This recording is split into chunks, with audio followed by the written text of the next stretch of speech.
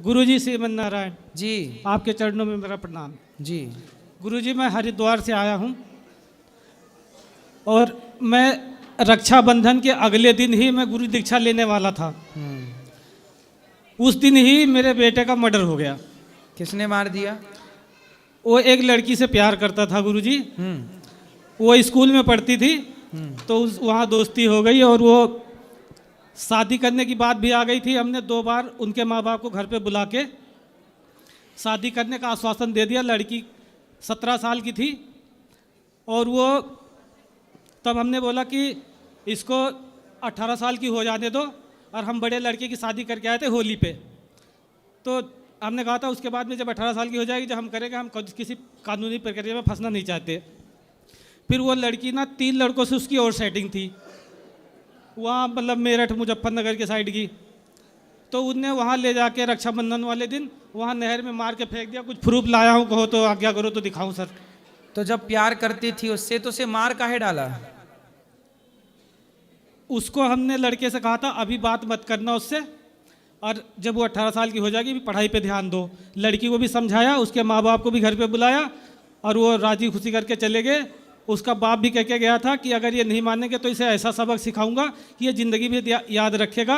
और उसका बाप जो है ना क्रिमिनल केस लड़ता है, तो उसको पुलिस ने अंदर नहीं बंद किया और जो मुजरिम थे उनको सबको पकड़ के बंद कर दिया। अब लड़की को 18 साल होने में 3 महीने बाकी हैं सिर्फ अभी। जी गुरुजी।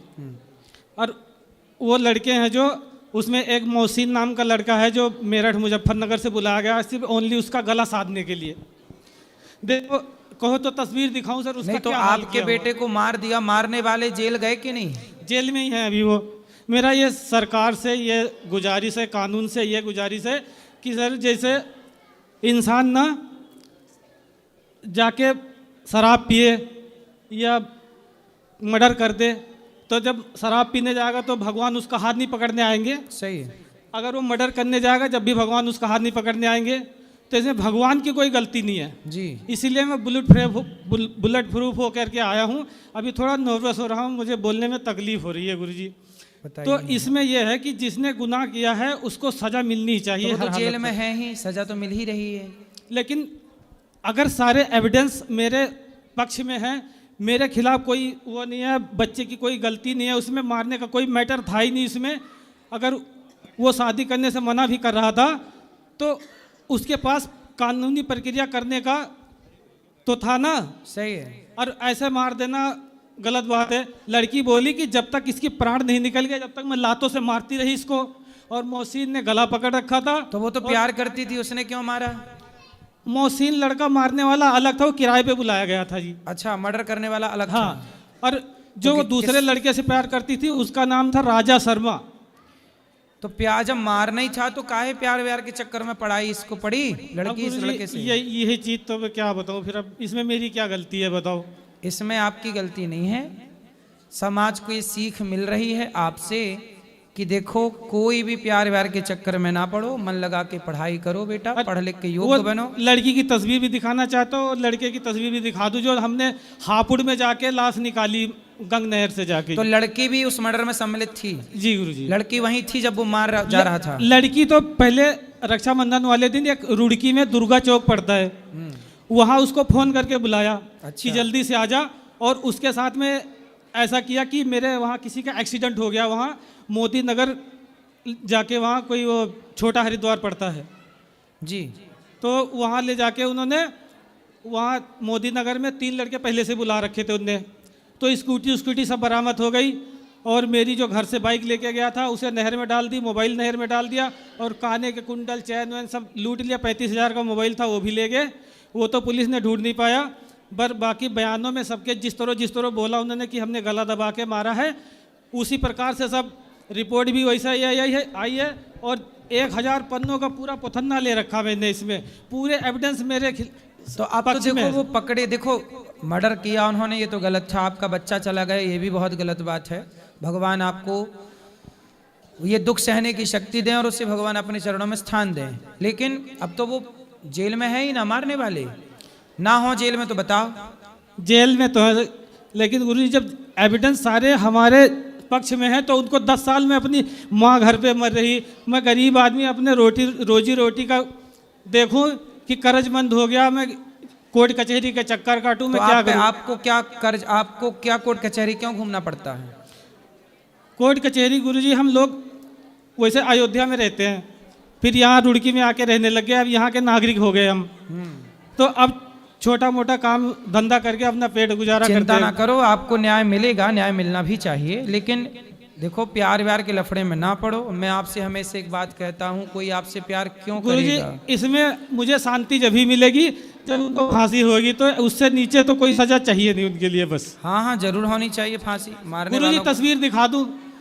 ठीक है, अब तो हो ही जाएगी, वो पकड़े भी गए। नहीं, तस्वीर दिखा दूं, देखो कि प्यार करने का नतीजा क्या होता है। गलत जो बच्चे माँ बाप की बात नहीं मानते हैं। दिखाओ।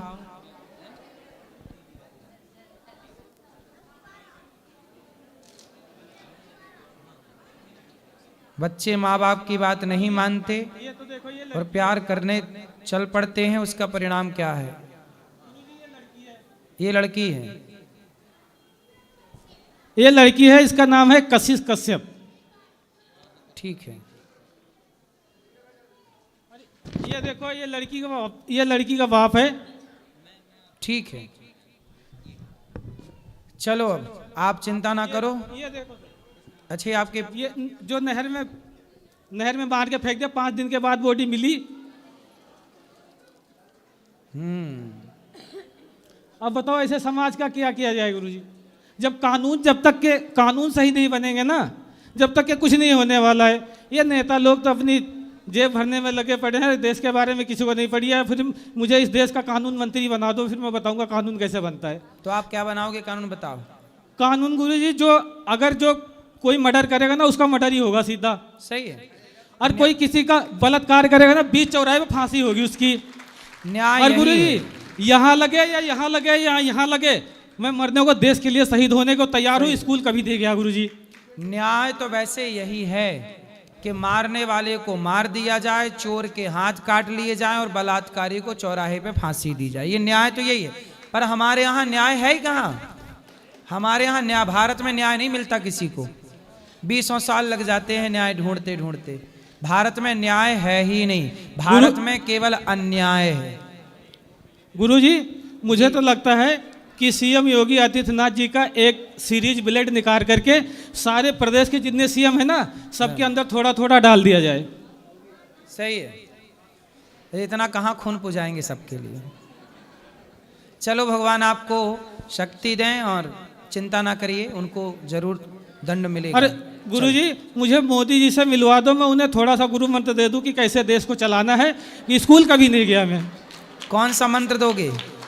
बस उनको कुछ गुप्त मंत्र दूंगा जो प्रकाशित नहीं किए जा सकते। वो हमारे हिसाब से काम करे, तब देश की देखियो कैसे चलता है। कैसे? सतयुग आ जाएगा गुरुजी, सतयुग आ जाएगा। बताइए, आपका बताना जरूरी है।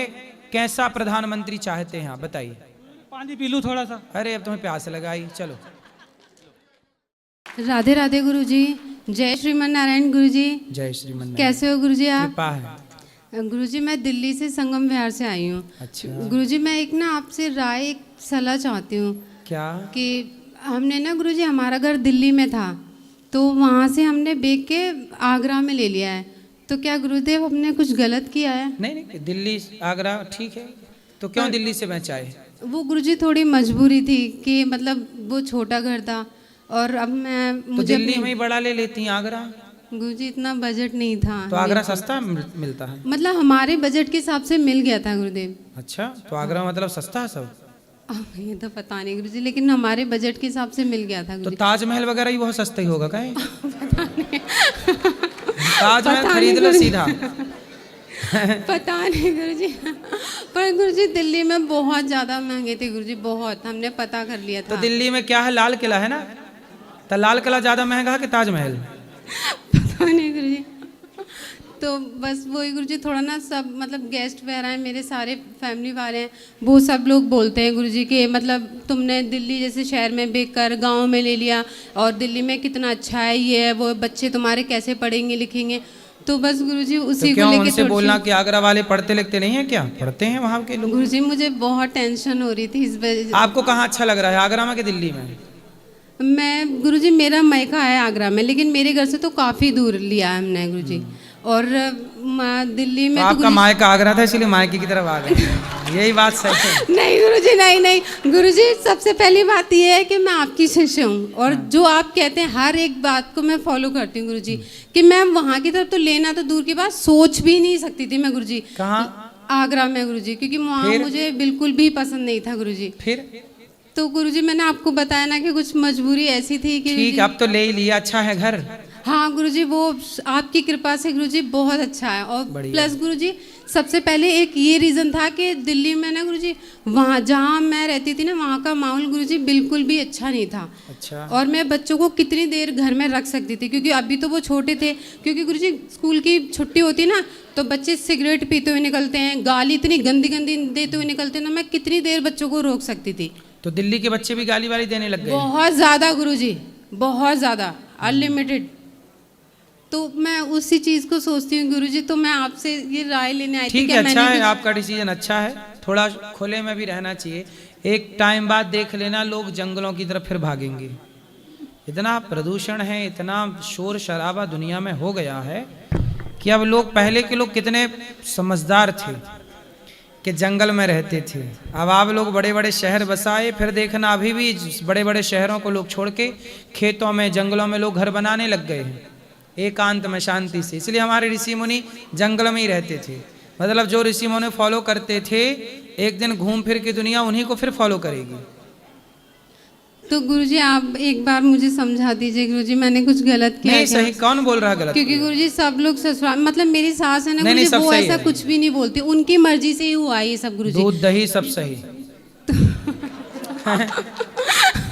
कोई दिक्कत नहीं है, बढ़िया, आपने ठीक किया। जहाँ मन करे, जहाँ आप खुश रह सकें वहीं रहना चाहिए। तो गुरुजी क्या वहाँ पे बच्चे पढ़ लिख नहीं पाएंगे क्या मेरे? काहे नहीं पढ़ पाएंगे? आपके बच्चे तो आगरा शहर में रहते हैं, हम तो बिल्कुल शुद्ध गांव के व्यक्ति। हाँ वही मैं सोचती हूँ गुरुजी कि देखो मतलब यहाँ के लोग देखो कितना अच्छा लगता है मुझे गुरुजी। मैंने यहाँ भी पता किया था, पर यहाँ पे भी बहुत ज्यादा हो रहा था गुरुजी। ठीक है, आपने ले लिया, आप खुश रहिए। चलो तो गुरुजी बस मेरा एक लास्ट और है गुरुजी, मेरा एक क्वेश्चन ये है कि गुरुजी मतलब हमारे सब कुछ, मतलब भगवान नहीं बन सकते क्या? रिश्तेदारी से रिश्तेदारी रखना ज़्यादा ज़रूरी है, चाहे वो मैं अपने मैं के पक्ष से ही बोल रही हूँ गुरुजी। तो रिश्तेदारों से रिश्तेदारी नहीं रखनी? मतलब गुरुजी आप क्या पूछना चाह रहे हैं? मैं ये पूछना चाहती हूँ कि जैसे रिश्तेदार वगैरह से रखना ज़्यादा ज़रूरी है क्या? क्या रखना? मतलब रिश्तेदारी वगैरह रखना ज़्यादा ज़रूरी है? नहीं, मत रखो। तो गुरुजी लेकिन एक ये भी कारण आ जाता है ना गुरुजी, जैसे हम उनसे रखते हैं तो मतलब आना जाना भी पड़ता है गुरुजी, और फिर वहाँ पे गुरुजी सब कुछ हमारे हिसाब से नहीं होता ना गुरुजी, कि जहाँ जाओ वहाँ बुराई। तो कितने रिश्तेदार हैं आपके? पता नहीं गुरुजी, लेकिन तो देखो कागज में लिस्ट बनाओ सारे रिश्तेदारों की, उसमें से जिनको डिलीट मार सकते हैं डिलीट करते जाओ।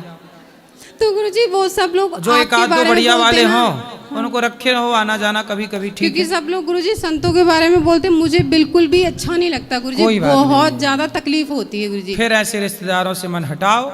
हमारे तो दो ही रिश्तेदार भगवान, एक राधा रानी, एक श्याम सुंदर। तो बस मैं गुरुजी यही, तो गुरुजी एक और अब पड़ोसन को दो बस रिक्वेस्ट है गुरुजी, गुरुजी बस मुझे एक आखिरी इच्छा मेरी पूरी कर दो गुरुजी, कि मुझे आशीर्वाद दे दो गुरुजी कि मेरी सास की ना बहुत तमन्ना है कि वहाँ जाके हम पोथी पाठ करवाएं, उनकी बहुत इच्छा है, पर गुरुजी इतना मुझे आशीर्वाद दो, मेरी इतनी सामर्थ्य हो सके। जा तो रहा है आशीर्वाद। ठीक है गुरुजी। चलो राधे राधे गुरुजी। जी गुरुजी मेरा एक प्रश्न था। बोलो। ब्रह्मा जी के 4 सर क्यों हैं? चारों दिशाओं को देख सकें एक साथ, इसलिए उनके 4 सर हैं। चारों ओर, चारों तरफ उन्होंने देखने के लिए, 4 वेद हैं ना, तो चारों वेदों को थामना है उनको, इसलिए 4 सिर हैं। दूसरा प्रश्न है गुरुजी कि जब विष्णु जी 4 दिन के लिए सो जाते हैं तो पृथ्वी का भार कौन संभालता है? भगवान नहीं सोते। जब देवशयनी एकादशी आती है तो देवता सोते हैं, भगवान नहीं। और जब भगवान कभी विश्राम करते भी हैं तो सब शेष भगवान संभालते हैं। कौन संभालता है? शेष। कौन? शेष। शेष भगवान। जिन शेष नांग पर लेटे हैं ना, कभी भगवान विश्राम भी करने लग जाएं तो शेष भगवान सब संभाल लेते हैं। गुरुजी मुझे प्रसादी में आपका दुपट्टा चाहिए गुरुजी, प्लीज, मैं प्रार्थना कर रही हूँ। अभी मैं पहने रहूं कि अभी उतारूं? अभी पड़ोसन को बात करो।